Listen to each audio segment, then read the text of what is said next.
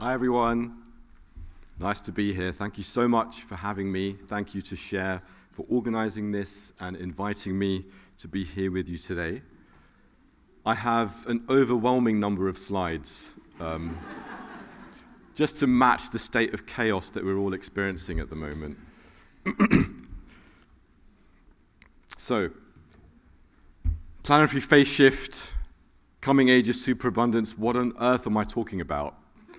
So in this talk, I am going to share with you quite a lot of information. There are really three parts to the talk. The first part is a bit of housekeeping, where I'm going to discuss a few key systems ideas that I find really powerful. The second part is going to be looking at the chaos around us, understanding the challenges, but through a systemic lens that helps us make sense of why it's happening and what it really means. And the third part is where it gets exciting. It's all about that superabundance thing that I'm talking about there in the title. But there's a lot of information, so there are really 5 key ideas as I'm throwing things at you that I want you to take away. The first idea is that the collapse of the incumbent system has begun. We're seeing it now. We're witnessing it. We're right here. But the thing is that doesn't mean it's the end. In fact, collapse is invariably, in history and ecology, usually the beginning. The second point I want us to take away is that every foundational sector of the global economy, energy, transport, food, information, and materials, is in the throes of massive transformation. And this together is the greatest, fastest, and most disruptive transformation in history. The third thing is the implication of that. A new system is emerging. People talk about system change. How do we change the current system? Well, something is being born right now. We're shifting from an era of centralized, scarce fossil fuels to what could be an age of superabundant, networked electrification. The fourth idea: societies and businesses which do not adapt will be left behind, and at worst subject to economic and political failure. Fifthly, those which do adapt could advance unprecedented opportunities for a new life cycle of abundance, unlike anything that we've seen before. So without further ado, let's get started. I'm going to start with this concept of phase transition, because the title of my talk talks about this planetary phase shift. What do I mean by that? Well, the idea of a phase transition really comes down to phenomena that scientists have been studying in physics, chemistry, and biology for decades, if not longer. And it's a really simple idea. I'm going to use a concrete example just to convey what I'm getting at, the example of water. So water, as we know, is made out of hydrogen and oxygen, right? These are 2 distinct gases. They have their own distinctive properties when they're apart. But when you combine them together within a certain structure, it creates something called water. These new properties emerge. One of the things we'd see with systems is that you have this emergence where the relationship between the parts creates a new kind of emergent set of rules and properties which then constrain and enable how the parts behave. That's the internal thing. The external dynamic is also interesting because the system relates to its environment. So that little diagram there just reminds us that the state of that system changes depending on what's happening in the environment. So you apply lots of heat to water. It's staying stable for a bit, but then suddenly at a certain point, it will boil over and become a gas. And that's called a phase transition. Just wanted to get that core idea out there.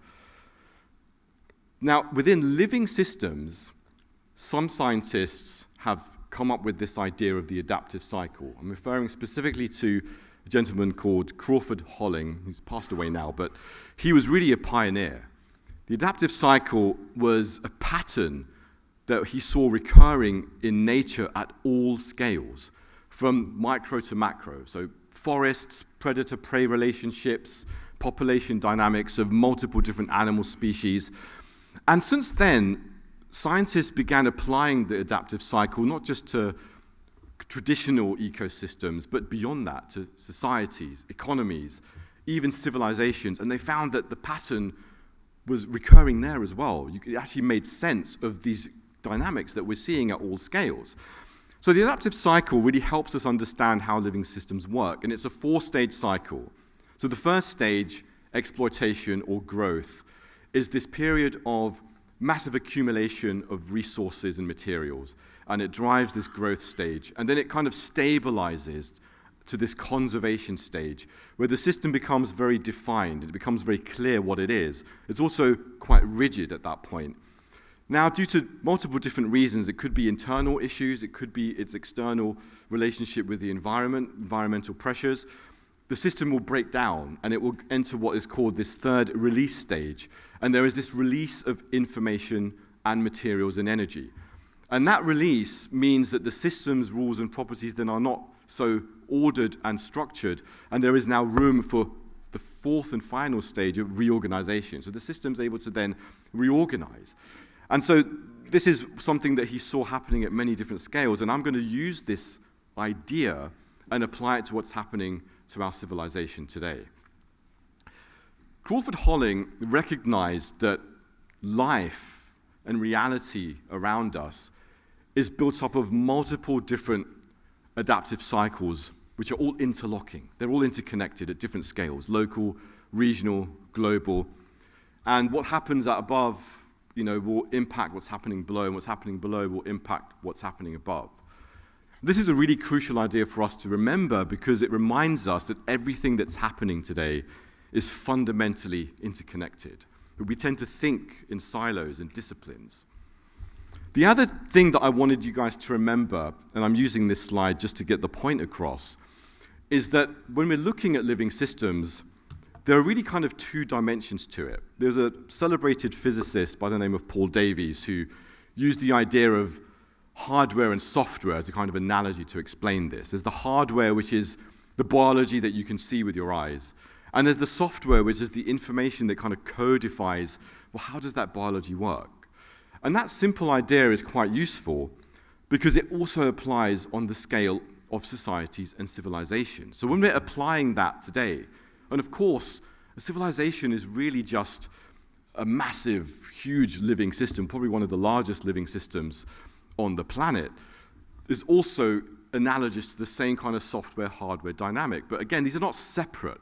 They're fundamentally mutually constituted. So this diagram, just to convey and remind us that our civilization, the adaptive cycle that our civilization will move through, will be going through these two dimensions. There's the hardware side, which is the material system of production, how we produce food, transport, energy, and so forth. And there's the way that is constituted and regulated in society, which is all about governance, ideas, values, our beliefs, the economy, all of that. So all of these things are mutually constituted. So I just wanted to, if you keep that in mind as we're going forward, that's going to be quite important as we go through. So back to the adaptive cycle. I think we're moving through the release stage of our civilization, and I think this has two fundamental implications, as I've said at the beginning, that there is a collapse process which we're experiencing, but also a renewal process. If you map the adaptive cycle chronologically, it kind of looks like this. And just to give you a sense of what I think is going on with our civilization today, I think that we've experienced an exponential growth phase, probably over the last several centuries maybe, and it seems to me that kind of began to stabilize, and there's a probably legitimate debate to be had around exactly when, the timescales, but I think this is important, even from a heuristic point of view. This is a lot of valuable insights we can get. I think it's about 1980 to 2000. The system went into a kind of conservation stage, where the kind of the golden age of capitalism, as we've been told. And I think by 2000 to maybe around today, we begin to see the signals of a release stage much more clearly, with so many different crises, whether it was the dot-com bust, the 2008 global financial crash, the global pandemic. But I also think that the signs of the reorganization stage are also emerging. And they're very, very clear. And they give us a sense of direction. They give us a sense of a North Star. So now we're going to get to the second part of the talk. The second part of the talk is going to be hard. We're going to talk about the challenges. We're going to talk about the signs of the crisis and the collapse that we're experiencing, but hopefully I'm going to make sense of it in a way that's useful for us. I'm sure we've all heard of the idea of planetary boundaries. This is a concept that scientists have developed to understand our relationship with the Earth as a species. And what scientists essentially discovered is that there are a number of critical ecosystems, they identified 9, which if they are unbalanced, then what they call the safe operating space, which is this kind of equilibrium which allows life to flourish, begins to shrink. Over the last decades or so, we've seen that this safe operating space is increasingly at risk. I think in 2009, when they first came up with the framework, it was 3 or 4 or 5 planetary boundaries that were potentially at risk, and it's just gone up and up. Now it's at 9. Now, climate change is, of course, one of those planetary boundaries, but it's certainly not the only one. Now, when the United Nations analyzed the 9 planetary boundaries and our relationship to them in 2022, and this is a flagship global assessment report that really didn't get much media coverage other than to talk about the increasing risk of natural disasters. This was something that struck me, and it was the first time that the United Nations in a flagship report has actually talked about the idea of a risk of global civilizational collapse. And what they said was very stark. They said that when we look at global collapse risk through the lens of these 9 planetary boundaries, the scenarios, 3 of them, the stable Earth one is not really a viable scenario quite yet, but the 3 scenarios that we are kind of hovering around show a dangerous tendency for the world to move towards a global collapse scenario. And that's pretty stark. What's the driving force of all of this?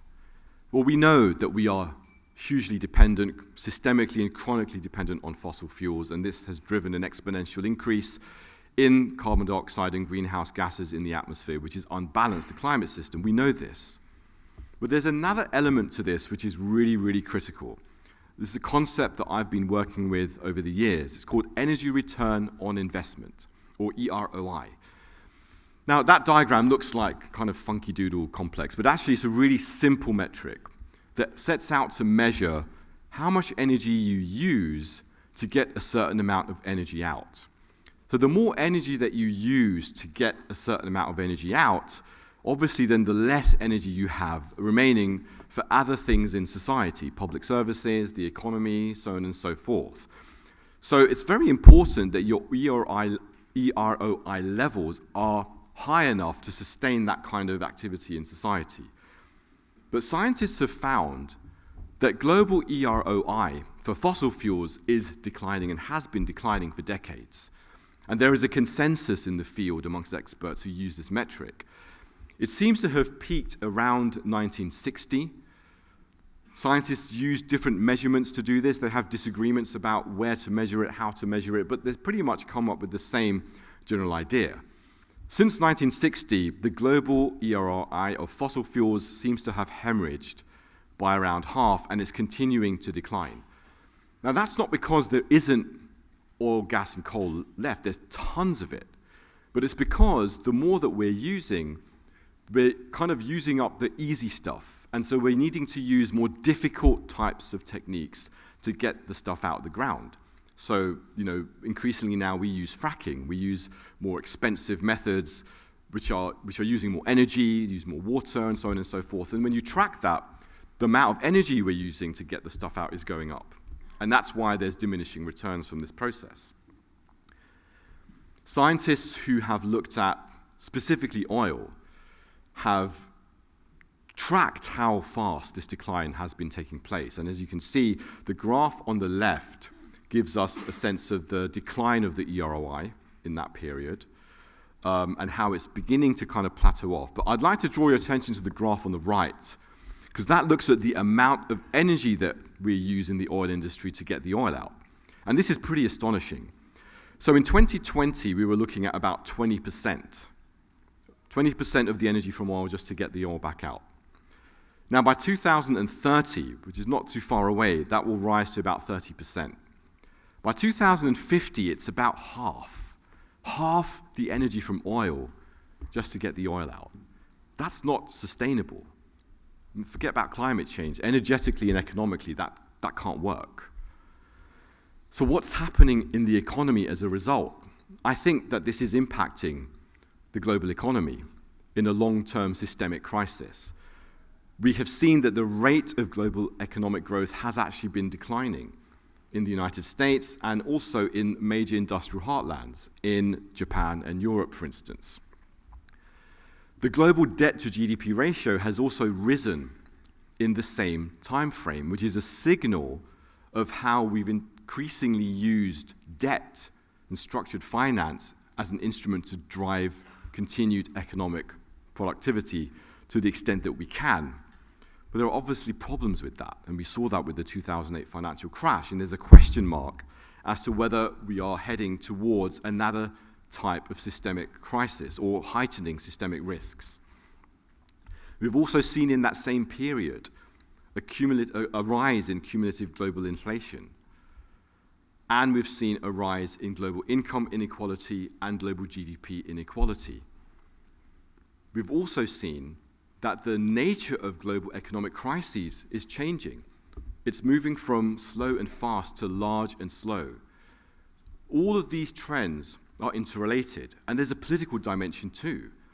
I think as the system has deepened in these long-run systemic crises, we've also seen that faith in kind of orthodoxy, faith in prevailing politics has been declining. So we've seen that there's been a consistent decline in support for the center-left and center-right, and an increasing rise in popularity of the far right. All of these things, I believe, are therefore interconnected. We're seeing feedback loops across these incredibly interconnected systems. So just to give a quick run through, again, with energy, which is the baseline of everything that we do, as we understand from fundamental physics, the costs of the system are increasing. It's driving up costs across the wider system. It's also creating further problems in terms of climate change. Together, the energy crisis, the economic crisis, and the climate crisis are exacerbating food security and water security. All of these together are kind of synergizing, and they're undermining geopolitical stability in ways that are very difficult to detect. My colleague Thomas Homer-Dixon, who is actually just down the road, isn't he, in Victoria, at the Cascade Institute, he put together this fascinating interconnection kind of diagram of how all of the concrete things that we're seeing in the world are all interconnected as a result. And that's the polycrisis right there. What's really important to remember, though, about the polycrisis, and this is why I have a bit of an issue with the term polycrisis, is that the concept can shield the sense that these are part of a wider change that's taking place at a planetary scale. Because the idea of a polycrisis just says, well, there's lots of crises, they're all interconnected, and things are really bad. But what I want us to remember was that it's not just that things are bad, it's actually that the incumbent system is running out of steam, it's had its day. And inevitably, something else is emerging. A new civilization, I believe, is in the wings. It's right here, ready for us to grab it, to build it.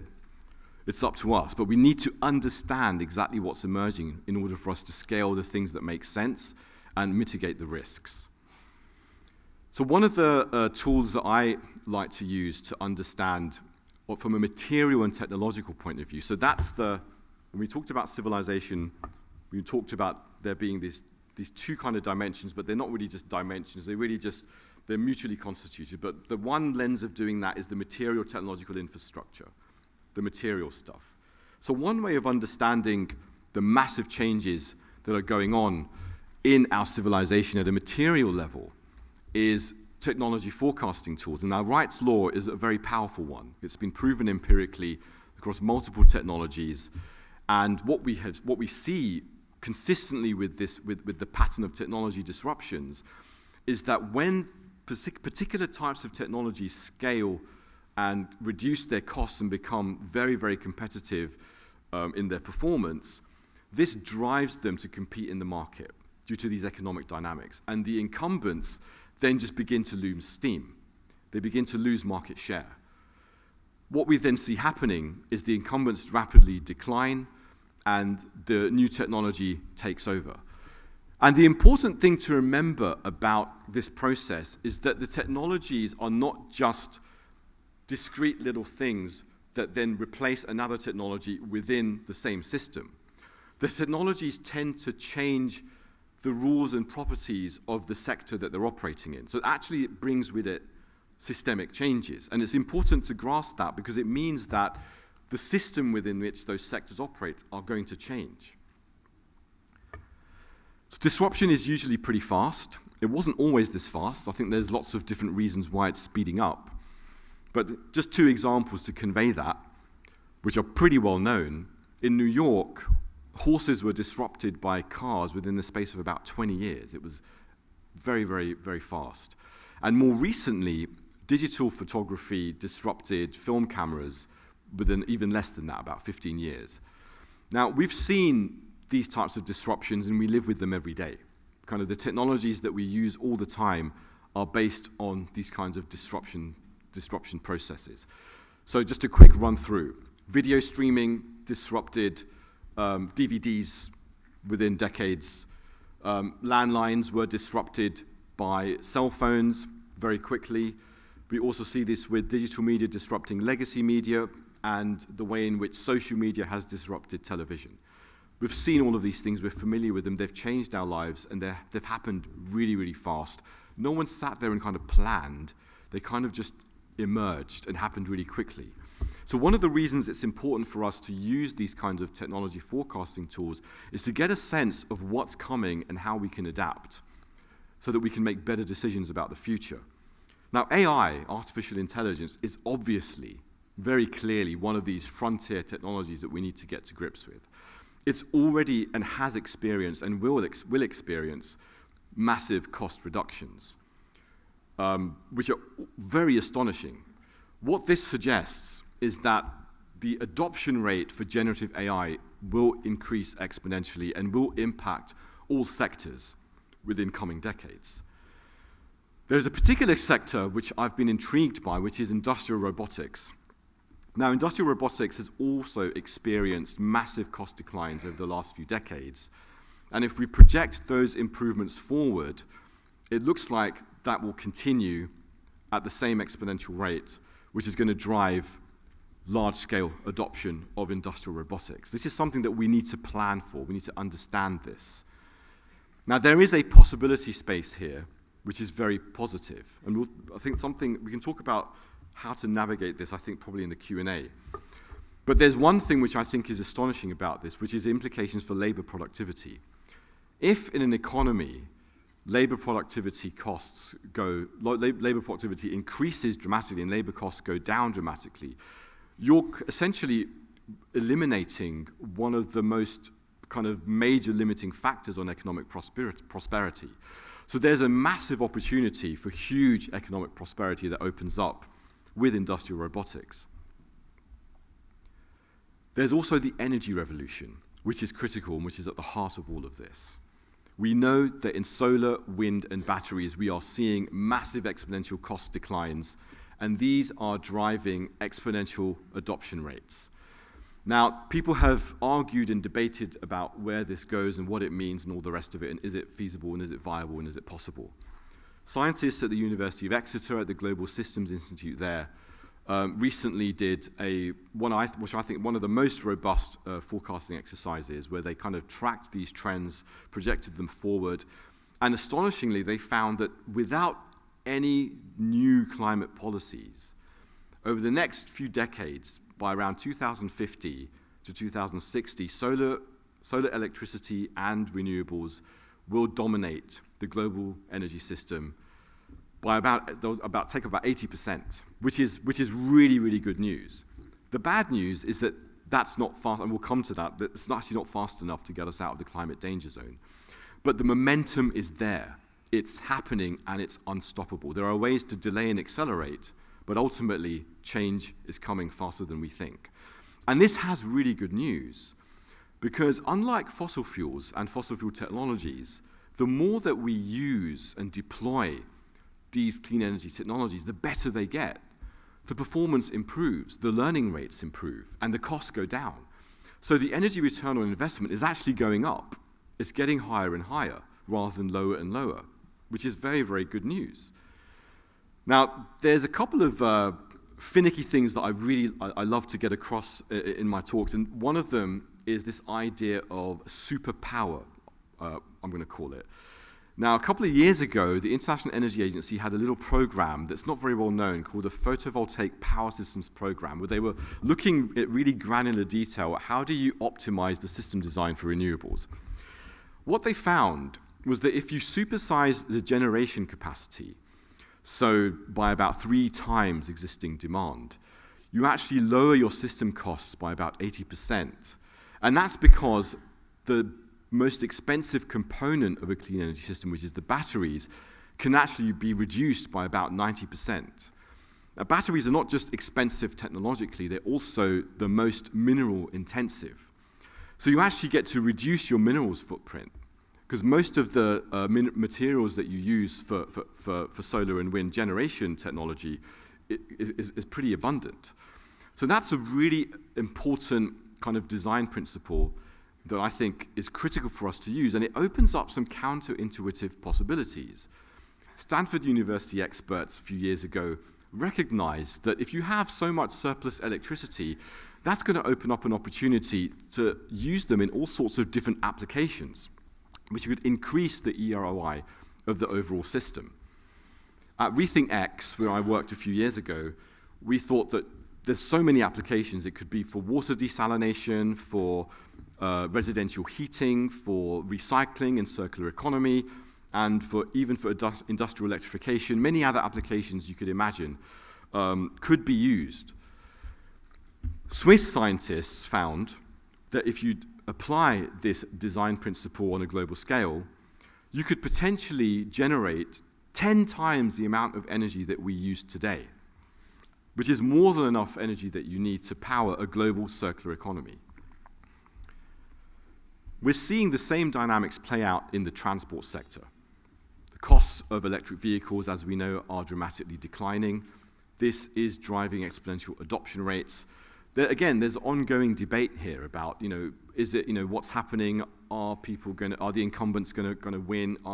Is demand really as high as it's going to be? But again, these patterns are pretty consistent. And when you look at the projections, I think the game is over for the internal combustion engine. These forecasts by Roland Berger look, for instance, at Europe, 99% adoption by 2040. North America, 60% adoption. That's just taking it forward. Now, of course, again, there's things you can do to accelerate that. There's things you can do to delay it.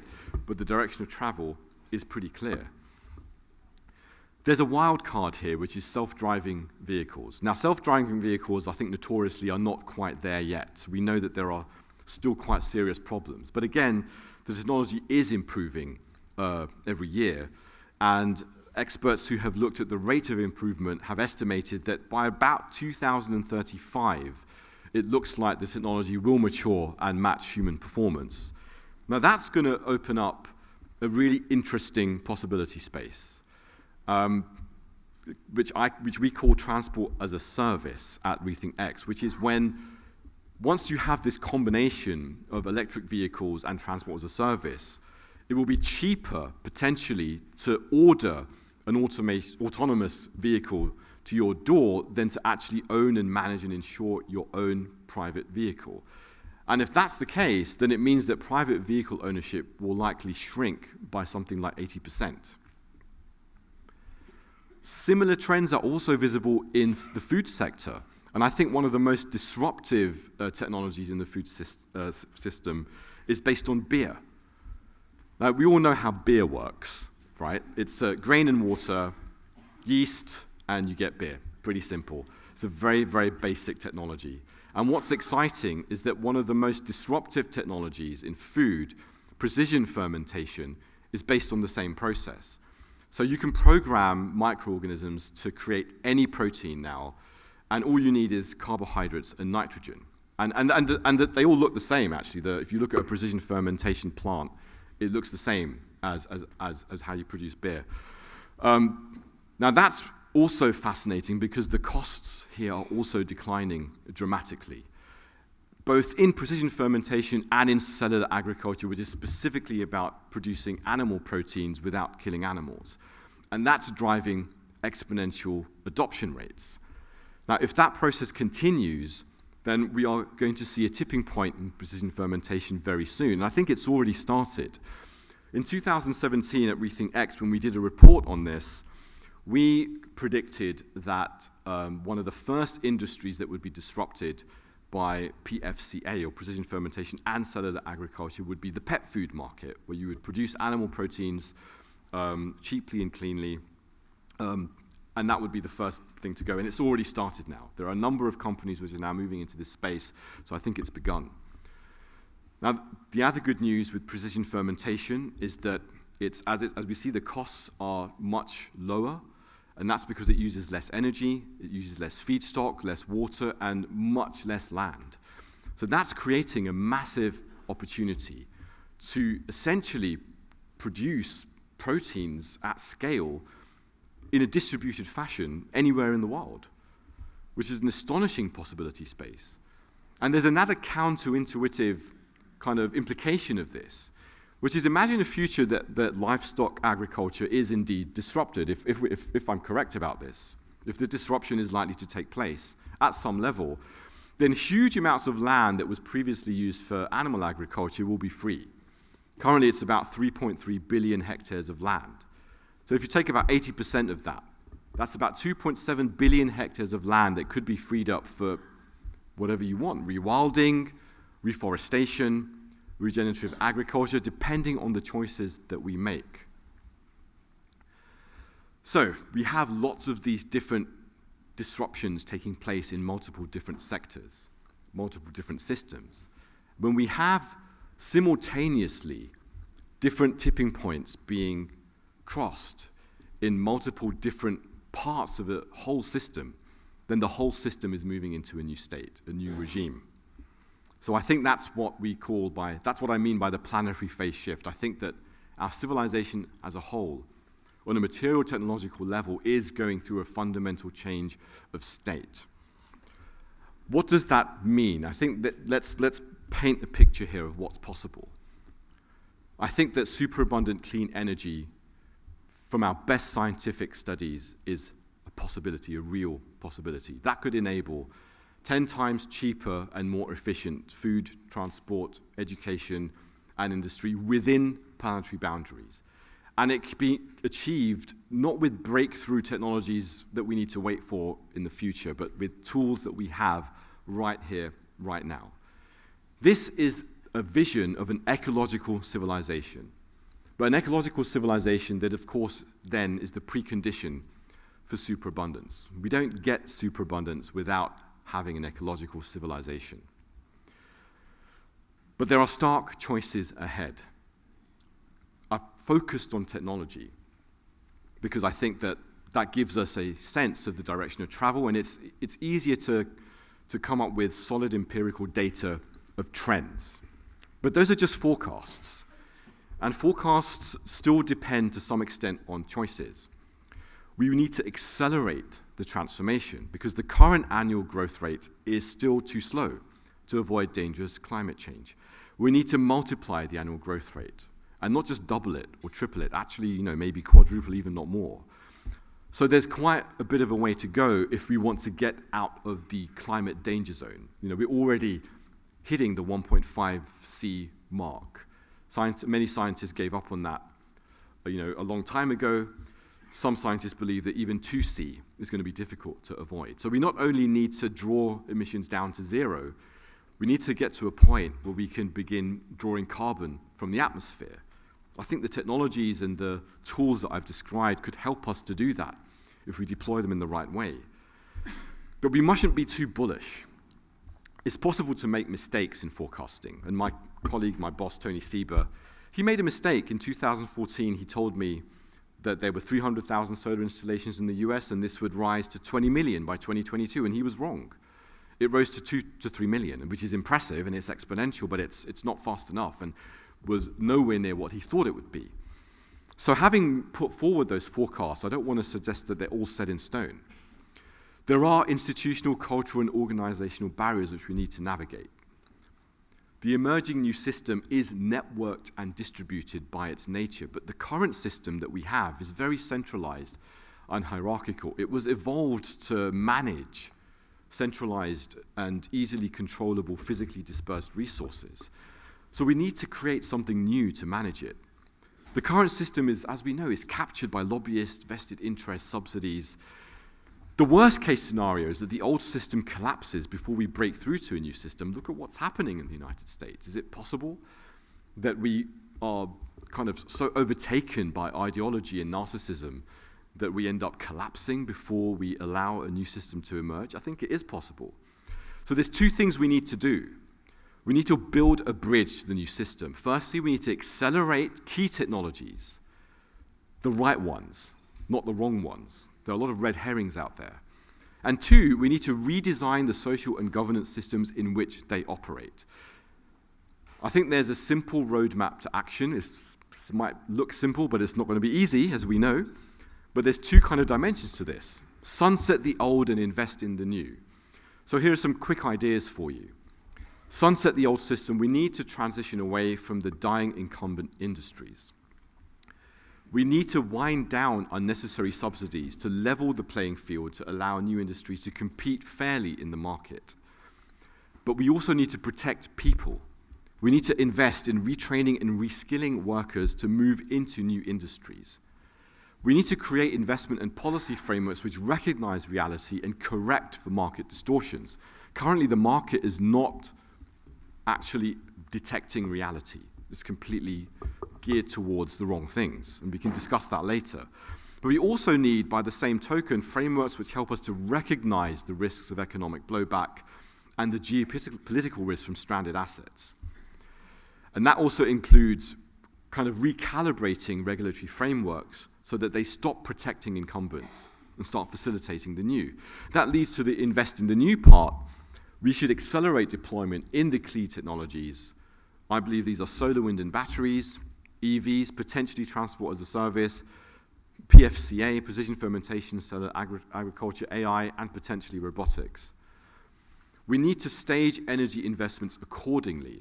Hydrogen should follow, not precede, clean electrification, for instance. Governments should invest where commercial interests are challenging, like residential heating, circular economy for materials, industrial electrification. They should also create incentives for private investments in these new industries. We also need to optimize the way that we're designing these systems. We shouldn't just roll them out without thinking about what we're doing. Supersize renewable generation. Build AI and precision fermentation on clean energy. Think in a joined-up way. Interconnect energy, transport, and food systems. So, vehicle to grid, and so on and so forth. Interconnections across borders, etc., etc. We also need to fundamentally change the way that we do these new economic systems, these new energy, economic, food, and transport systems. We should create ownership and trading rights for energy, information, transport, and food to challenge utility monopolies and encourage participatory innovation and entrepreneurship. We should make AI open source to supercharge competitiveness and decentralize the benefits. And the recent thing that we saw with DeepSeek is an example of what happens when you have open source AI. You can actually supercharge competition. And there's a lot more that we need to think about with AI and robotics and what that means for societies and how we think about the future of work. But I think we can take that into the Q&A. Now, that's all about the kind of the tech and kind of the tech side, the material side, the investor side. But there's also the governance side, which I didn't really talk about as much. And what's clear to me, I think, is that we're seeing, in a way, three things are happening. On the one hand, the material technological infrastructure of our civilization is undergoing a massive systemic crisis. It's crumbling.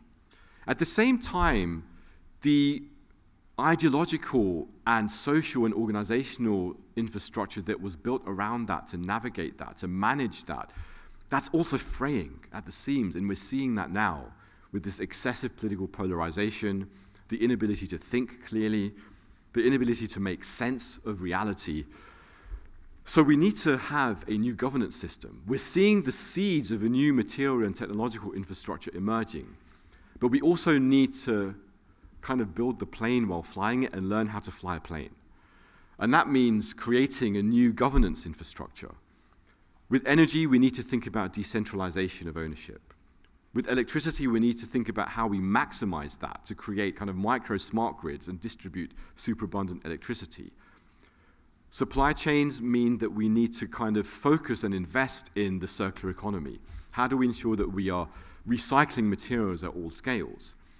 We need to see the possibility space of consumers also being producers of food, water, and technology.